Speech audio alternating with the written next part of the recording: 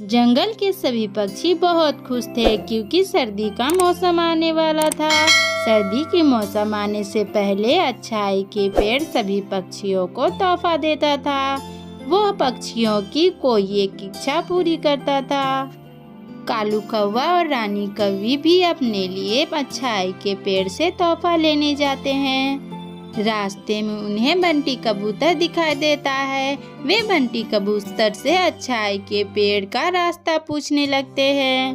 बंटी कबूतर, अच्छाई का पेड़ कहाँ है? हमें उनसे तोहफा लेना है। हाँ कालू कौवे, अच्छाई की पेड़ इसी जंगल में है। वे सभी पक्षियों को एक तोहफा दे रहा है या उनकी कोई एक इच्छा पूरी कर रहा है। मैंने तो अच्छाई के पेड़ से अपने लिए एक खूबसूरत सा घोंसला मांगा है। इसका मतलब हम अच्छाई के पेड़ से कुछ भी मांग सकते हैं। हाँ कालू कौवे, अच्छाई का पेड़ वो सामने जो बड़ा सा पेड़ दिख रहा है वही अच्छाई का पेड़ है।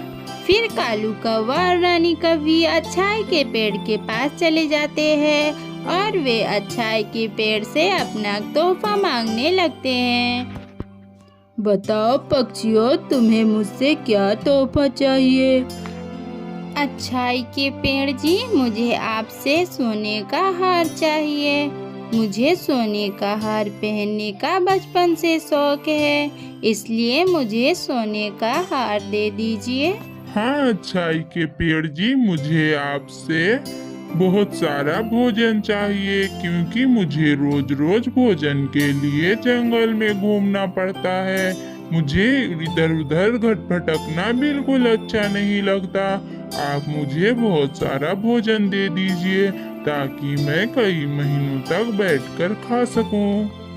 अरे तुम दोनों ये क्या मांग रहे हो? अभी तो सर्दी का मौसम आने वाला है। तुम्हें घर या गर्म कपड़े मांगने चाहिए।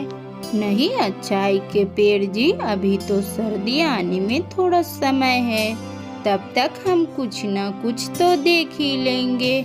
आप अभी हमारी इच्छा पूरी कर दो।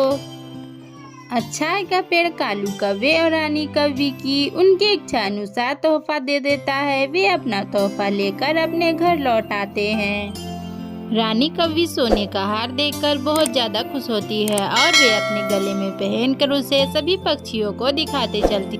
इसी तरह वक्त बीत जाता है और ठंडी का मौसम भी शुरू हो जाता है। सर्दी काफी बढ़ चुकी थी और कालू कौवा टुनटुनी चिड़िया के पास गर्म कपड़े बिल्कुल भी नहीं थे। जंगल के सभी पक्षियों के पास गर्म कंबल थे, जिसकी वजह से उन्हें ठंडी से बचने की राहत मिल जाती है।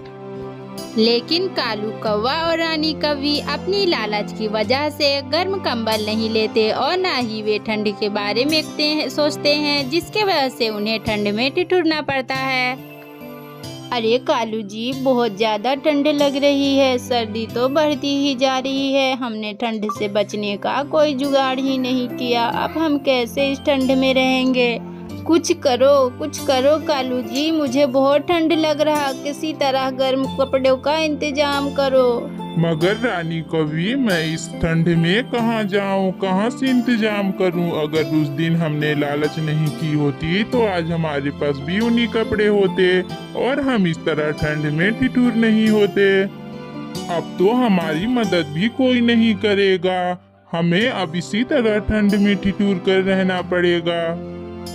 टुनटुनी चिड़िया हमारी मदद जरूर करेगी कालू जी। आप एक बार जाकर उससे मदद तो मांगिए। वे बहुत अच्छी है, वे सबकी मदद करती है, हमारी भी मदद जरूर करेगी।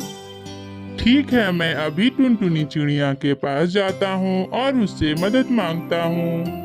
टुनटुनी बहन, अगर आपके पास कोई गर्म कपड़ा है तो हमें दे दो। हम ठंड से बहुत ठिठुर रहे हैं, हमारे पास कोई भी गर्म कपड़ा नहीं है।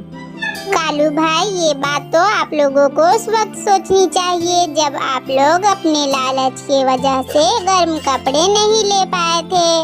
ये लीजिए, मेरे पास एक पुराना कंबल है, आप लोग इसी से काम चला लीजिए। कालू कौवा और रानी कौवा को टुनटुनी चिड़िया पुराना कंबल दे देती है, जिसकी वजह से उन्हें ठंड में थोड़ी राहत मिल जाती है और उन्हें अपने लालच से भी सबक मिल जाता है।